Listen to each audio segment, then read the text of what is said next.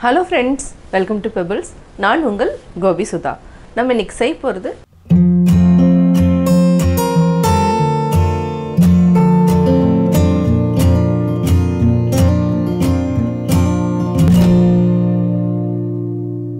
காரா பூந்தி. இது வந்து ஈவினிங் ஸ்நாக்ஸ்க்காக தான் நான் செய்ய போறேன். இதுக்கு வந்து என்னன்னா 1 கப் கடலை மாவு எடுத்துட்டா ஒரு 2 ஸ்பூன் அளவுக்கு நம்ம அதாவது அரிசி மாவு எடுத்துக்கலாம். அதாவது 90% கடலை மாவு 10% வந்து நம்ம அரிசி மாவு எடுத்துக்கிறோம். இது கூட மஞ்சள் தூள், மிளகாய் தூள், அதாவது நம்ம வந்து வேர்க்கடலையும் நம்ம ஆட் பண்ணி செய்ய போறோம். வாங்க எப்படி செய்யறதுன்னு பார்க்கலாம். தேவையான பொருட்கள் நம்ம 1 கப் அளவுக்கு கடலை மாவு எடுத்துக்கிறோம். 2 டேபிள் ஸ்பூன் அரிசி மாவு, அதாவது 90% கடலை மாவுனா 10% வந்து நம்ம அரிசி மாவு எடுத்துக்கலாம். இதுக்கு ஒரு 3 டேபிள் ஸ்பூன் அளவுக்கு வேர்க்கடலை, 1/2 டீஸ்பூன் மிளகாத்தூள், பூண்டு ஒரு 10 பல் வந்து நல்லா தட்டி வச்சிருக்கிறேன். இதையும் நம்ம ஃப்ரை பண்ணிட்டு தான் நம்ம ஆட் பண்ண போகிறோம். இப்போ எப்படி செய்கிறதுன்னு பார்க்கலாம். இது கூட நம்ம மஞ்சத்தூள் ஒரு 1/4 டீஸ்பூன் அளவுக்கு ஆட் பண்ணிக்கலாம். அடுத்து கொஞ்சமாக பெருங்காயம், நம்ம இந்த அளவுக்கு பெருங்காயத்தூளும் ஆட் பண்ணிக்கலாம். அரிசி மாவு, மிளகாத்தூள், இது வந்து நம்ம லாஸ்ட்டில் வந்து நல்லா ஃப்ரை பண்ணதுக்கப்புறம் போடுறதுக்காக எடுத்துருக்கிறேன்.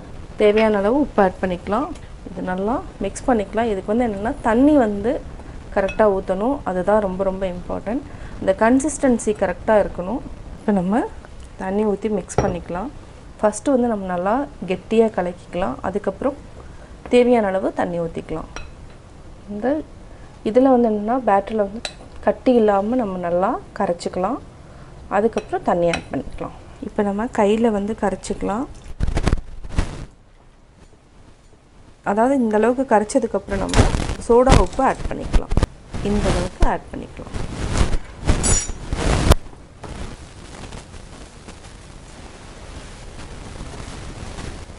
அப்படியே நம்ம இதை செக் பண்ணணும். இதுவும் கொஞ்சம் கெட்டியாக இருக்குது. இன்னும் ஒரு 2 டீஸ்பூன் அளவுக்கு தண்ணி ஊற்றினாலே போதும். அவ்வளோதான். இப்போ நல்லா மிக்ஸ் பண்ணிக்கோங்க. இப்படி எடுத்திங்கன்னா இப்படி இந்த மாதிரி வரணும். இதுதான் வந்து கரெக்டான பதம். இப்போ நம்ம பூந்தி சுடுறதுக்கு வந்து என்னென்னா இந்த மாதிரி இருந்துச்சுன்னா உங்களுக்கு வந்து ரொம்ப ஈஸியாக இருக்கும். அதாவது ஒரு கரண்டி இதில் ஊற்றிட்டு அப்படியே விழுகிற மாதிரி பார்த்துக்கலாம். நம்ம என்னென்னா இதில் வந்து ஊற்றின என்ன ஆகுனா எடுத்தோன்னே பெருசாக வரும். அதுக்கப்புறம் வந்து கரெக்டாக இருக்காது. அதனால் அதே மாதிரி விளிம்பு எதுவுமே இல்லாமல் இருக்குது. ப்ளெயினாக இருக்கிறதுனால பாதி கீழே போயிடும். அதனால் பூந்தி, அதாவது காரா பூந்தி, ஸ்வீட் பூந்தி செய்கிறதுனா கூட நம்மளுக்கு இந்த மாதிரி இருந்துச்சுன்னா ரொம்ப யூஸ்ஃபுல்லாக இருக்கும். இது மாதிரி வாங்கிக்கோங்க. இந்த மாதிரி இருக்கணும், அதாவது ஈவனாக விழுகும். இப்போ நம்ம இதில் எண்ணெய் வந்து காய வச்சுக்கலாம். ஃபஸ்ட்டு நம்ம முந்திரியை பொரிச்சுக்கலாம். அதாவது இதுக்குள்ளேயே நம்ம ஆட் பண்ணிக்கலாம்.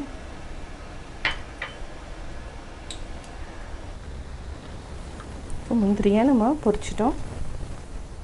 இதே நம்ம ஒரு பிளேட்டுக்கு மாற்றிக்கலாம். அடுத்து வேர்க்கடலை. இது வந்து கொஞ்சம் வெடிக்க ஆரம்பிக்கும். இப்போ பார்த்திங்கன்னா தோல் எல்லாமே நல்லா வந்திருக்கு. இன்னொரு டைம் உள்ள வச்சு அப்படியே நம்ம எடுத்துக்கலாம். இது வந்து பச்சை வேர்க்கடலைங்கிறதுனால நம்ம வந்து அட்லீஸ்ட் வந்து ஒரு 30 செகண்ட்ஸ் வந்து நம்ம வச்சுருக்கணும். இதே வறுத்த வேர்க்கடலை யூஸ் பண்ணிங்கன்னா அந்தளவுக்கு டேஸ்ட் இருக்காது. எப்போவுமே என்னென்னா இந்த பூந்திக்கு மட்டும் நம்ம பச்சை வேர்க்கடலை வந்து இந்த மாதிரி டீப் ஃப்ரை பண்ணால் ரொம்ப டேஸ்ட்டாக இருக்கும்.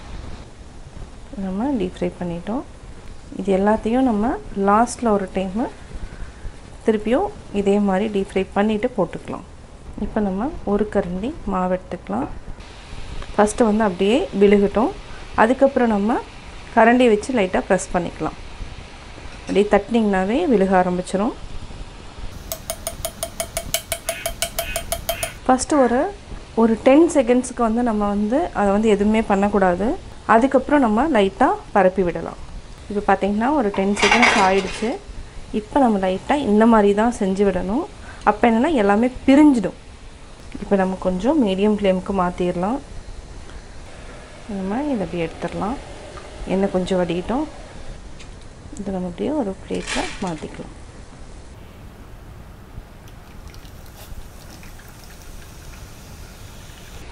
இதே மாதிரி கொஞ்சம் அப்படியே தட்டினீங்கன்னா அப்படியே விலக ஆரம்பிச்சிடும். ஃபஸ்ட்டு நம்ம எடுத்தோன்னே இந்த மாதிரி தான் பண்ணணும். ஒட்டி இருக்கிறது எல்லாமே கொஞ்சம் லைட்டாக பிரிஞ்சிரும். அதுக்காக நம்ம இந்த மாதிரி பண்ணுறோம். இப்போ கொஞ்சம் மீடியம் ஃப்ளேமுக்கு மாற்றிக்கலாம்.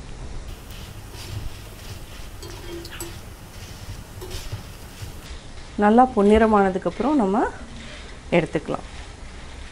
இப்போ நம்ம எடுத்துக்கலாம். இது எடுக்கிறப்போ சிம்மில் வச்சுக்கோங்க. எண்ணெயை வந்து நல்லா நம்ம வடிச்சுக்கலாம். இதே மாதிரி நம்ம எல்லாத்தையுமே எடுத்துக்கலாம்.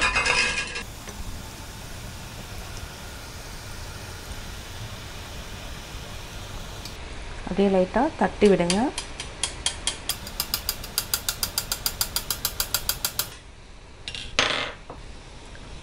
நம்ம தேய்ச்சி விடலாம். அவ்வளோதான். இதை வந்து ஒரு அப்படியே வந்து 20 செகண்ட் வரைக்கும் அப்படியே விட்டுருங்க. நம்ம அதுக்கப்புறம் இந்த மாதிரி பரப்பி விடணும். அதாவது ஒட்டுனதெல்லாமே நல்லா பிரிஞ்சிடும். எண்ணெயை நல்லா வடிச்சிட்டு எடுத்துக்கலாம். நம்ம பூண்டு இருக்குது, பூண்டு வந்து தட்டி வச்சுருக்குறோம். இது வந்து அப்படியே எண்ணெயில் நம்ம ஃப்ரை பண்ணிக்கலாம்.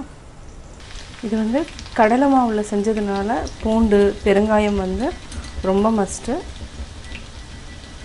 இது நல்லா ஃப்ரை பண்ணிக்கணும். வாசம் வந்து நல்லா தூக்கலாக இருக்கணும். ஒரு சிலருக்கு வந்து பூண்டு பிடிக்கலன்னா ஆட் பண்ண வேண்டாம்.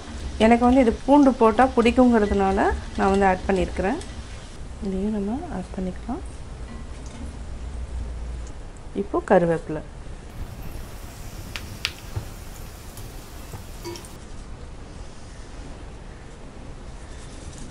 கருவேப்பிலையும் நம்ம ஆட் பண்ணிக்கலாம். அடுத்து ஆல்ரெடி வறுத்து வச்சுருக்கிற முந்திரி வேர்க்கடலை திருப்பியும் ஒரு சூடு பண்ணிவிட்டு ஆட் பண்ணிக்கலாம். ஆல்ரெடி வறுத்து வச்சுருக்கிற முந்திரியும் நம்ம ஆட் பண்ணிட்டோம். இப்போ என்னென்னா கொஞ்சமாக பெருங்காயம் தூள் போட்டுக்கலாம். நம்ம இந்த இதில் 3/4 அளவு போட்டுக்கலாம். 1/2 டீஸ்பூன், அதாவது 1/4 டீஸ்பூன் அளவுக்கு மிளகாத்தூள். இப்போ நல்லா பெரட்டிக்கலாம். இப்போ நம்ம எல்லாத்தையுமே நல்லா மிக்ஸ் பண்ணிக்கலாம்.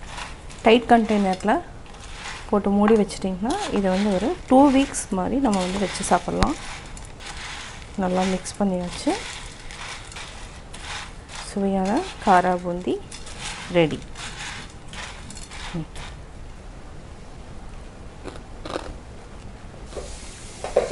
நான் காரா பூந்தி எப்படி செஞ்சேங்கிறத பார்த்தீங்க. நீங்களும் வீட்டில் ட்ரை பண்ணி பார்த்துட்டு உங்களுடைய கமெண்ட்ஸ் எனக்கு சொல்லுங்கள். லைக் பண்ணுங்கள். மறக்காமல் கோபி சுதா சேனலை சப்ஸ்கிரைப் பண்ணுங்கள்.